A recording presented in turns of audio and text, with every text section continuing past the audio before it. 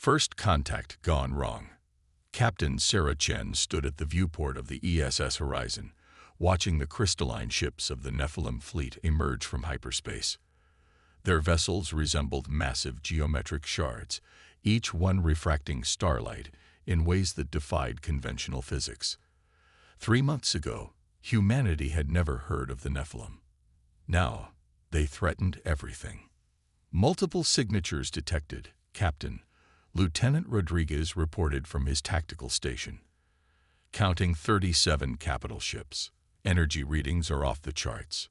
Sarah's jaw tightened. The Horizon, Earth's most advanced diplomatic vessel, carried a crew of 300 scientists, diplomats, and military personnel chosen to represent humanity's first official contact with the Nephilim. That was before they understood what they were dealing with. Status of the Ganymede colony? She asked, though she already knew the answer. Gone, ma'am. Rodriguez's voice cracked. Total population was 8,000. 8,000 lives. Just like that. The Nephilim hadn't even attempted communication before they opened fire. Their attack pattern was methodical, precise. They were working their way through humanity's outer colonies, destroying everything in their path. Commander Wallace prepped the quantum beacon. All hands to battle stations. Sarah's orders cut through the tense silence of the bridge. If we're going down, we're taking our data with us. The quantum beacon was experimental technology, capable of transmitting vast amounts of data instantaneously across any distance. The Horizon had collected everything they could about the Nephilim, their tactics, their technology, their weaknesses. If they could get that information back to Earth, maybe humanity would have a chance. Captain, they're charging weapons. Rodriguez's hands flew across his console. Energy signatures matched the Ganymede attack pattern. Sarah watched the crystalline ships move into formation. Their vessels operated on principles that seemed to violate the laws of physics. No visible propulsion systems, no conventional weapons. They simply pointed at their targets, and things ceased to exist. Beacon status, she demanded. 90 seconds to full charge, Wallace replied, his fingers dancing across the engineering station. But Captain, there's something else. The quantum readings we're getting from their ships, they're familiar. Sarah turned sharply. Familiar how? They matched theoretical models from Project Prometheus. The classified research we abandoned 3 years ago because it was too dangerous. Wallace looked up, his eyes wide. They're using quantum manipulation technology, but on a scale we thought impossible. A harsh laugh escaped Sarah's lips. Of course. Humanity had brushed against this technology, deemed it too risky, and stepped back. The Nephilim had embraced it, mastered it, weaponized it. But that knowledge changed everything. New plan, Sarah announced. Rodriguez, load everything we have on Project Prometheus into the beacon data. Wallace, I need you to. The ship shuddered violently. Warning klaxons blared as the Nephilim opened fire. The first shot passed through their shields like they didn't exist, slicing off the port wing of the Horizon. Hull breach, decks 4 through 7. The damage control officer's voice was steady despite the chaos. Emergency force fields holding. Sarah grabbed her command chair as another blast rocked the ship. Time to beacon launch. 30 seconds. Wallace shouted over the sound of buckling metal. The crystalline ships were closing in, their surfaces rippling with energy. Through the viewport, Sarah could see the impossible geometries of their weapons arrays aligning. The Horizon wouldn't survive another salvo. Engineering reports critical power failure. Rodriguez called out. We're losing containment. Reroute everything to the beacon. Sarah ordered. Every scrap of power we've got. The lights dimmed across the bridge as power was diverted. The Nephilim ships loomed closer, their crystalline surfaces now close enough to see the strange patterns that danced across them. Patterns that seemed to hurt the eyes if you looked too long. Beacon charged, Wallace announced. Ready to transmit. Sarah took one last look at the alien fleet. They thought they were gods. These Nephilim, with their impossible ships and physics-defying weapons. But they'd made a crucial mistake. They'd shown humanity what was possible. "Send it," she commanded. "All of it." The quantum beacon activated with a high-pitched whine.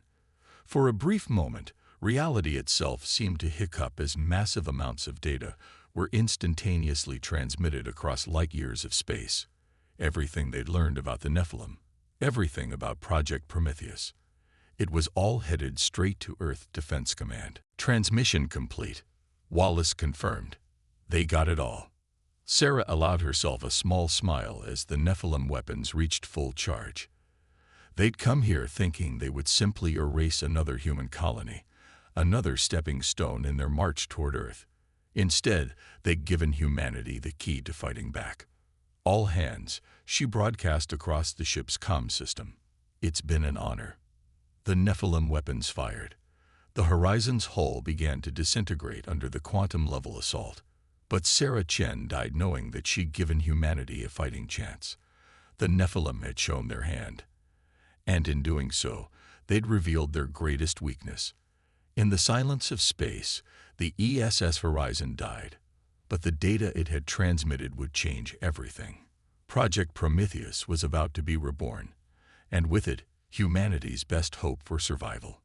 Back on Earth, in a heavily fortified bunker beneath the Rocky Mountains, a quantum receiver sparked to life. Data began flooding in, sensor readings, tactical analyses, and most importantly, the theoretical framework that would allow humanity to fight back against an enemy that bent reality itself. Admiral James Harrison stared at the incoming data, his weathered face illuminated by holographic displays. "Get me the Defense Council," he ordered, "and wake up the Prometheus team. All of them." The war for survival had begun, but thanks to Sarah Chen and the crew of the Horizon, humanity now had more than just hope. They had a plan. Light years away, the Nephilim fleet resumed their methodical advance, unaware that their victory had sown the seeds of their eventual defeat. They believed they were invincible, that their mastery of quantum manipulation made them gods among lesser beings. They were about to learn otherwise. The hidden project. Deep within the Cheyenne Mountain complex, Dr. Maya Patel stood before a holographic display of humanity's last hope. The Aurora hung suspended in the massive underground chamber, its hull a patchwork of experimental materials that seemed to drink in the light rather than reflect it. "The quantum core is stable," she reported to the assembled military leaders. "We've successfully integrated the Prometheus protocols from the Horizon's data." Admiral Harrison stepped forward, his eyes fixed on the vessel that had consumed 3 years and countless resources to build. "And you're certain it can replicate what the Nephilim are doing?" Maya's fingers danced across her tablet, bringing up simulation data. "Not exactly what they're doing, sir. Something better." The Aurora wasn't just a warship, it was a revolution in human engineering. While the Nephilim used quantum manipulation to tear reality apart, the Aurora was designed to surf the quantum wake they created, turning their own power against them. "Show them," Harrison ordered. Maya nodded and activated the test chamber's main sequence.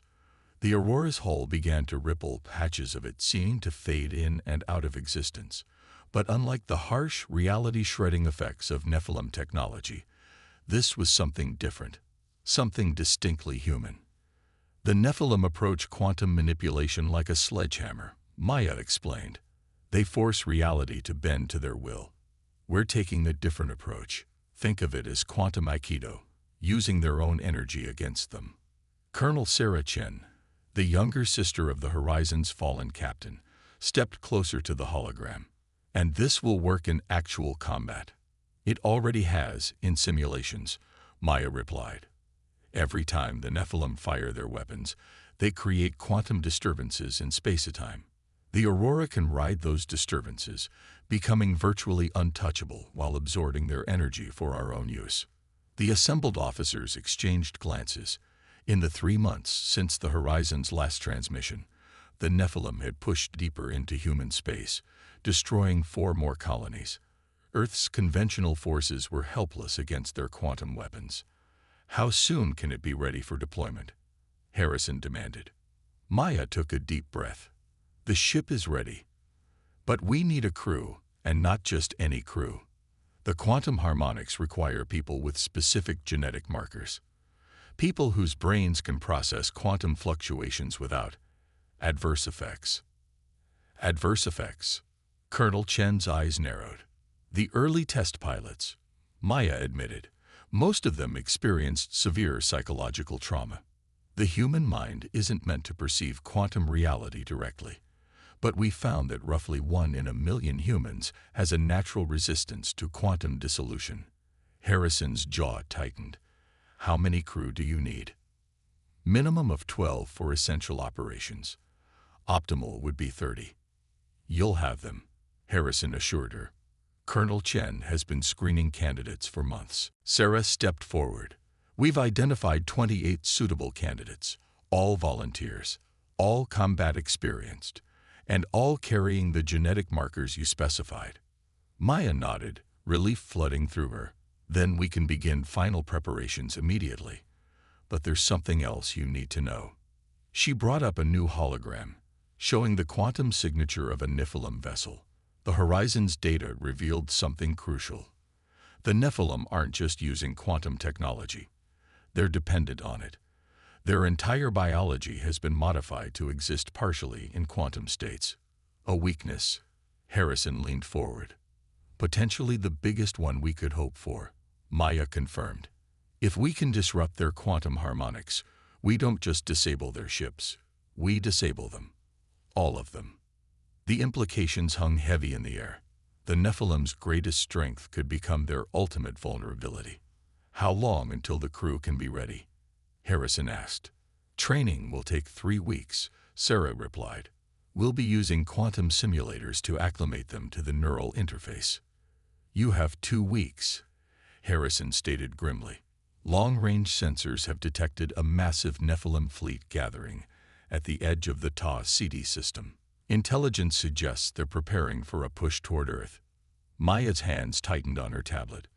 2 weeks to prepare a crew for technology that barely existed, to pilot a ship that defied conventional physics, to face an enemy that had yet to be defeated in battle. 2 weeks will have to be enough, she said. As if in response, the Aurora's quantum core pulsed, sending ripples of possibility through the chamber. The ship seemed to exist in multiple states simultaneously, solid yet fluid, present yet ethereal. It was beautiful and terrifying, just like the physics it employed. Begin crew integration immediately, Harrison ordered. Colonel Chen, you'll be commanding the Aurora. Dr. Patel, you're going with them as Chief Science Officer. If anything goes wrong with the quantum systems, you're the only one who might be able to fix it. Sarah's expression hardened with determination. We won't fail, sir. The Nephilim think they've mastered quantum reality. They're about to learn that humanity has a few surprises left. Maya watched as the Aurora's quantum field stabilized, its hull settling back into normal space. In 2 weeks, this ship would either save humanity or join the growing list of failed attempts to stop the Nephilim advance. But looking at the crew gathering in the chamber, each of them carrying the rare genetic quirk that let them touch quantum reality without going mad, she felt a surge of hope. The Nephilim had evolved to exist in quantum states. Humanity had adapted to manipulate them. Soon, they would discover which approach was superior. In the darkness of the test chamber, the Aurora waited, humanity's quantum blade, ready to cut through the very fabric of space-time itself. Turning point. The Ta-CD system blazed with the light of quantum weapons fire. Colonel Sarah Chen watched from the Aurora's command center as the last remnants of Earth's conventional fleet engaged the Nephilim advance force. The human ships fought bravely, but their weapons might as well have been spitballs against the crystalline hulls of the alien vessels. All stations, final check, Sarah ordered, her voice steady despite the destruction unfolding before them. The Aurora hung in the shadow of a planetoid, its quantum core humming with potential energy. Engineering ready, Dr. Maya Patel reported from her station. Quantum harmonics are stable and synchronized with crew neural patterns. Weapons primed, Lieutenant Kenzo Tanaka added, his fingers hovering over the experimental quantum lance controls. though I still can't quite wrap my head around what I'm firing. Think of it as throwing their own shadow back at them, Maya suggested. Every quantum event they create leaves a wake in reality. We're about to turn that wake into a tsunami.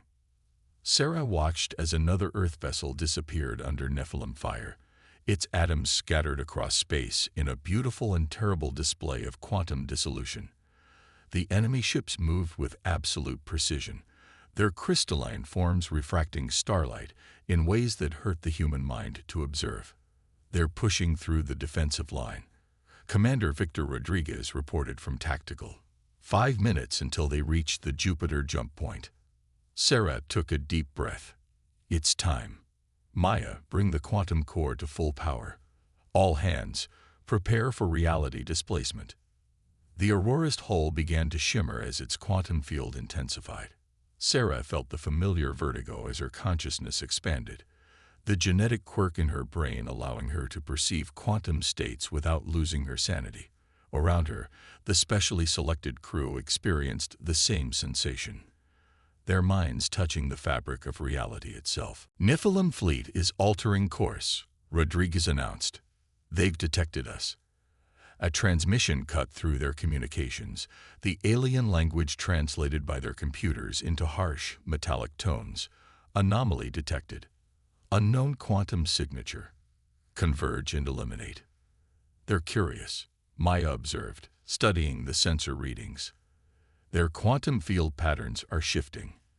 They've never seen anything like us before. Let's show them why that should worry them. Sarah replied. Tanaka, target the nearest vessel. Full quantum lance burst. The Aurora's weapons were unlike anything humanity had created before. They didn't fire energy or projectiles. They fired possibility itself, concentrated bursts of quantum potential that could rewrite local reality. The lance burst forth, a beam of pure probability that connected the Aurora to the nearest Nephilim ship. For a moment, nothing seemed to happen. Then the alien vessel began to flicker, its quantum field disrupted by the introduction of competing possibilities. Direct hit, Tanaka reported. Their field is destabilizing. The Nephilim ship's crystalline surface began to crack, reality itself rebelling against its artificial quantum state. In seconds, the massive vessel shattered into conventional space, its quantum technology rendered useless. By all that's holy, Rodriguez whispered, it worked. It actually worked. But the Nephilim weren't defeated. They were adapting. The remaining ships shifted formation, their quantum fields synchronizing into a single massive pattern. Energy spike, Maya shouted. They're attempting some kind of unified quantum strike. The combined power of the Nephilim fleet lashed out, a wave of distorted spacetime that would have annihilated any conventional vessel. But the Aurora wasn't conventional. Initiating quantum surf protocol, Sarah commanded. The Aurora's systems responded instantly, its quantum field harmonizing with the incoming attack. Instead of being destroyed, the ship rode the wave of distorted reality, converting the enemy's energy into its own power. Power levels at 200%, Maya reported, her voice filled with excitement. The absorption worked better than we predicted. Sarah allowed herself a small smile. Return the favor, Tanaka. Fold spread, all weapons. The Aurora unleashed its accumulated power in a devastating display of quantum manipulation. Reality itself seemed to bend around the ship as it fired, each shot carrying the combined energy of the Nephilim's own attack. 3 more alien ships shattered, their quantum fields collapsing under the assault. The remaining vessels began to retreat, their perfect formation breaking for the first time. They're running, Rodriguez confirmed. Wait, we're receiving another transmission. The metallic voice returned, but this time there was something new in its tone. Something that sounded almost like fear. Impossible construct. Quantum anomaly. Retreat and reassess. The Nephilim fleet disappeared into quantum space, leaving behind only the debris of their fallen ships and a profound change in the nature of the war. Damage report, Sarah called out. Minor quantum field fluctuations, Maya replied. Nothing we can't handle. But Colonel, you need to see this. She brought up a sensor display. I've been analyzing their retreat patterns, the way they're moving. They're scared, not just of the Aurora, but of what it represents. Sarah studied the data. They thought they were the only ones who could manipulate quantum reality. Finding out they're not. It changes everything, Maya finished. And there's more. Each time we disrupted their quantum fields, I detected something in their ship patterns. It wasn't just their technology failing. Their entire crew was being affected. The Horizon's data was right. They've modified themselves so completely that they can't exist without their quantum fields. Then we don't just have a weapon, Sarah realized. We have an extinction-level threat against their entire species. The implications hung heavy in the command center. The Aurora hadn't just won a battle. It had demonstrated that humanity could do more than just fight back. They could potentially end the Nephilim threat entirely. Your orders, Colonel, Rodriguez asked. Sarah stared at the quantum wake left by the retreating Nephilim fleet. Plot their probable course. Maya, I want every scrap of data from this encounter analyzed. We just proved the Aurora works. Now we need to figure out how to use it to win this war. As the crew carried out their orders, Sarah thought of her sister, who had died to bring them the knowledge that made this victory possible. The Nephilim had started this war believing they were gods among lesser beings. Now they would learn what happened when humanity was pushed to its limits. The Aurora's quantum core pulsed with power, ready for whatever came next. The turning point had arrived, but it was only the beginning. Counter-strike. The war room beneath Cheyenne Mountain hummed with activity as holographic displays showed the positions of both human and Nephilim forces across known space. Admiral Harrison stood before the central projection, watching as the Aurora's quantum signature appeared at the edge of another battlefield. Third engagement this week, he noted as Colonel Chen's vessel slipped through the quantum wake of a Nephilim patrol. They still haven't found a counter to our technology. The Aurora's attack was swift and devastating. Reality rippled as quantum weapons fire erupted, shattering the crystalline ships before they could mount an effective defense. What had once been an unstoppable alien force was now prey. Aboard the Aurora, Sarah Chen watched her crew work with practiced efficiency.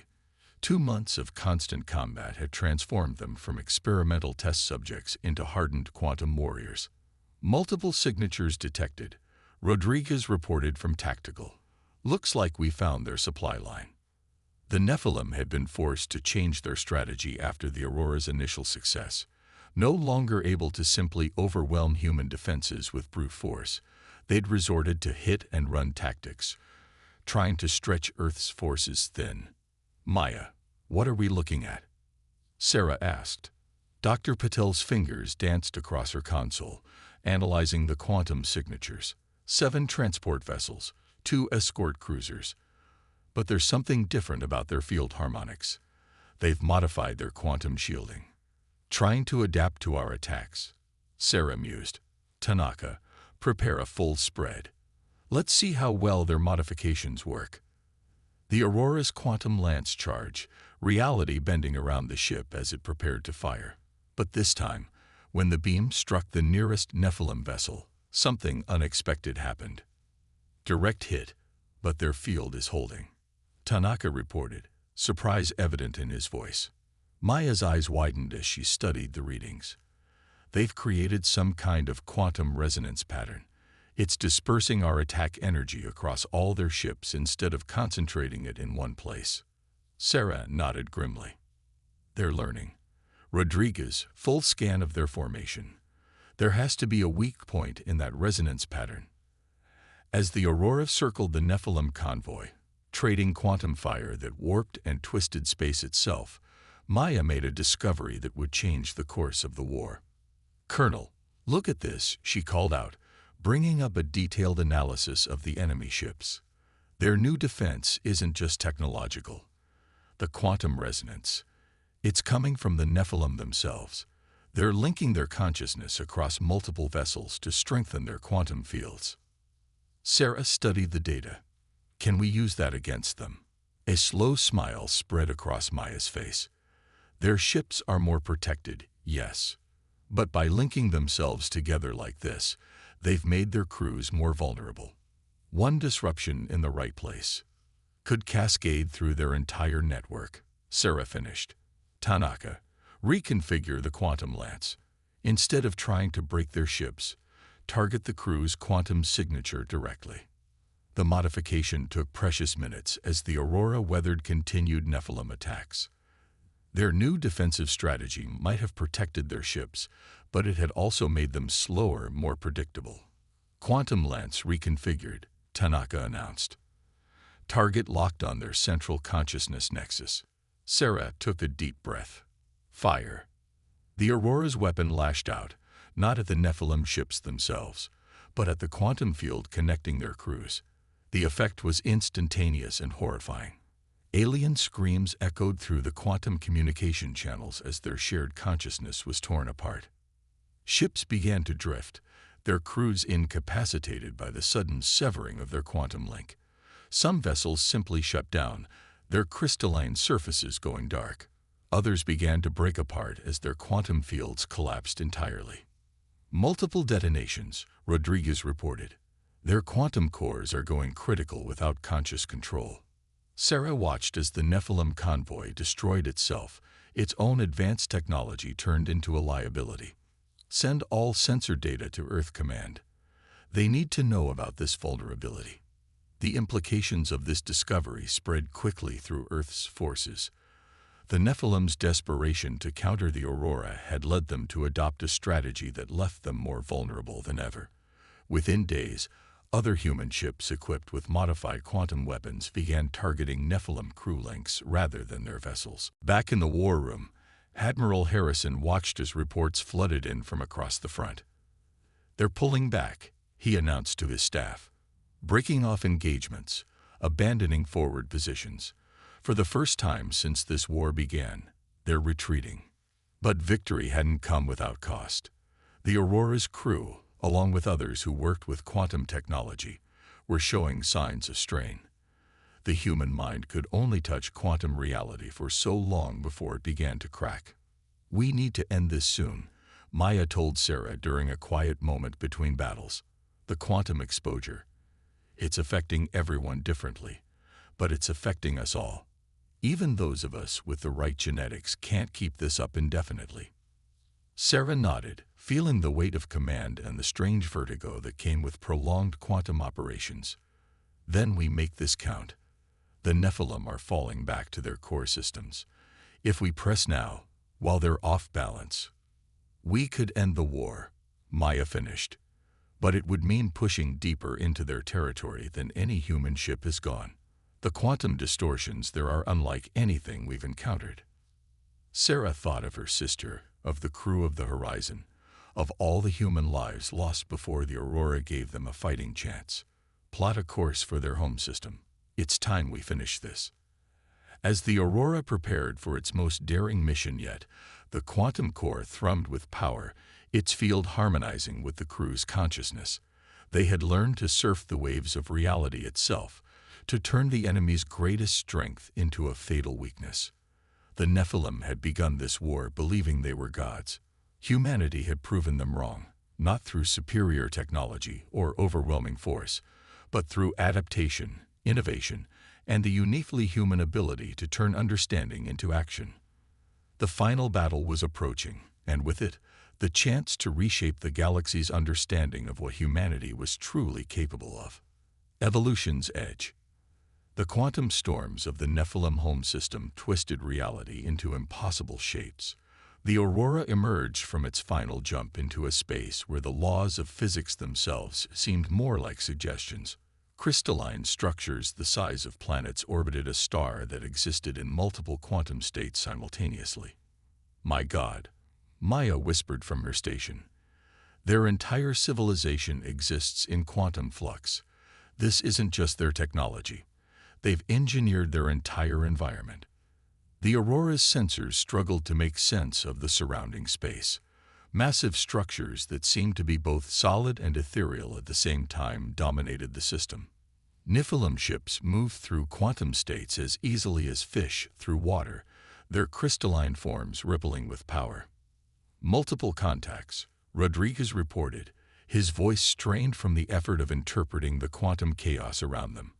I'm counting. Hundreds of ships. Maybe thousands. They're gathering around that central structure. Sarah studied the massive crystalline construct that dominated the system's core.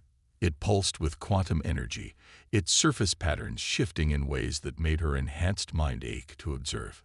That's their Nexus, Maya confirmed, analyzing the readings. The source of their quantum manipulation abilities. It's like a quantum computer the size of a small moon, but it's also alive somehow. The entire Nephilim species is connected to it.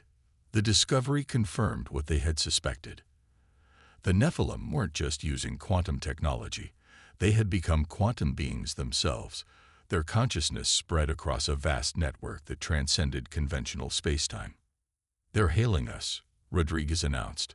The transmission came through in that familiar metallic tone, but there was something different about it now. A complexity, a depth that suggested they were hearing not just one voice, but the collective consciousness of an entire species. Human anomaly. The voice resonated through their minds. You have breached the sacred space. You have corrupted the quantum harmony. You will be unmade. The Nephilim fleet moved with perfect synchronization, thousands of ships forming patterns that hurt the human mind to comprehend. Their combined quantum fields began to warp space itself, creating a distortion that would tear any normal ship apart at the atomic level. But the Aurora wasn't normal, and its crew had evolved beyond conventional human limitations. They still don't understand, Sarah realized. Maya, what happens if we inject our quantum signature directly into their Nexus? Maya's eyes widened as she ran the calculations. Their entire network would be exposed to human quantum patterns. The disruption would be catastrophic. But Colonel, to get close enough, we'd have to surf the biggest quantum wake I've ever seen. The mental strain on the crew could kill us all, Sarah finished. But if we don't end this here, they'll never stop coming. They'll keep pushing until they've remade every human system in their image. She opened a channel to the whole ship. All hands, this is the Colonel. What we do here decides the fate of our species. Are you with me? The response was immediate and unanimous. Every crew member, their minds already expanded by months of quantum operations, sent waves of affirmation through the ship's neural network. Plot a course through their fleet, Sarah ordered. Right down their throat. The Aurora surged forward, its quantum field adapting and shifting as it rode the waves of distorted reality. Nephilim ships opened fire, their weapons capable of erasing matter from existence. But the Aurora's crew had learned to see quantum reality as the Nephilim did, to surf the probability waves between moments of time. Shield harmonics at maximum, Maya called out. Quantum core is charging beyond safe limits. The ship shuddered as it pushed through the enemy formation. Reality itself seemed to protest as human and Nephilim quantum fields clashed. The crew's enhanced minds reached out, touching the fabric of spacetime, bending it to their will through sheer determination. We're approaching the Nexus, Rodriguez reported. 30 seconds to optimal firing position. The Nephilim attacks intensified. The collective consciousness of their entire species focused its will on erasing this human intrusion from existence. Space boiled with quantum energy as thousands of ships brought their weapons to bear. Quantum core at critical levels, Maya warned. The human quantum signature is becoming unstable. Sarah felt blood trickling from her nose, saw similar signs of strain on her crew's faces. Their minds were being pushed beyond their limits, but they held on, surfing the quantum wake with everything they had. 10 seconds. The Nexus loomed before them, its crystalline surface rippling with the combined consciousness of the Nephilim race. This close, they could feel the alien thoughts washing over them, trying to subsume their human consciousness into the quantum network. 5 seconds. Quantum lance charge, Tanaka reported, his voice barely a whisper. Ready to fire. Sarah took one last look at her crew. Humans who had learned to touch the quantum realm, who had evolved beyond what their species was meant to be capable of. Fire. The Aurora's quantum lance struck the Nexus with the combined power of human consciousness and determination. The human quantum signature, chaotic and individualistic, crashed into the perfectly ordered Nephilim network like a tsunami hitting a crystal palace. The effect was beyond anything they had predicted. The Nexus and the entire Nephilim quantum network began to fracture, not from the raw power of the attack, but from exposure to something they had never encountered before: human consciousness, with all its beautiful imperfection and endless adaptability. The crystalline structures began to shatter, not into physical pieces, but into quantum possibilities. The Nephilim fleet, their ships and crews linked to the dying network, began to break apart as their perfectly ordered reality collapsed. "My God," Maya breathed, watching the sensor readings. "Their quantum network, it's not just failing, it's evolving. Our patterns, our way of thinking, it's introducing chaos into their system. They're being forced to adapt or die." Through the quantum communications, they heard the collective voice of the Nephilim, but it was changing, fragmenting into individual voices, each one discovering individuality for the first time. What is this?" the voices asked, fear and wonder mixing in their tones. We are becoming separate, individual. How do you bear it?" Sarah opened a channel. "That's what you never understood about us. Humanity isn't perfect. We're not synchronized. We're chaos and contradiction and endless adaptation. And that's what makes us strong." The quantum storms began to subside as the Nephilim consciousness fractured into billions of individual minds. Their ships powered down, their weapons went dark, as each crew member experienced individual existence for the first time in their species' history. "It's over," Maya announced, checking the readings. "Their quantum network, it's not destroyed, but it's fundamentally changed. They can't go back to what they were." Sarah looked out at the transformed Nephilim system. "No, it's not over. It's just beginning. They have to learn to exist as individuals now. They have to learn what we've known all along, that true strength comes from unity, despite our differences, not from enforced uniformity." The Aurora hung in space, its crew exhausted but triumphant. They had not just won a war. They had forced an entire species to evolve, to adapt, to change.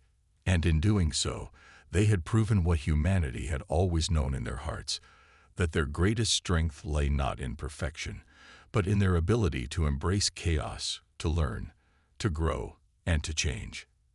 As the quantum storms cleared, revealing a changed galaxy, Sarah thought of her sister and the crew of the Horizon.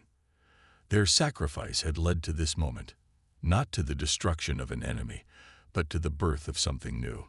The ultimate victory of humanity's spirit over the cold perfection of quantum uniformity. The war was over. The age of evolution had begun.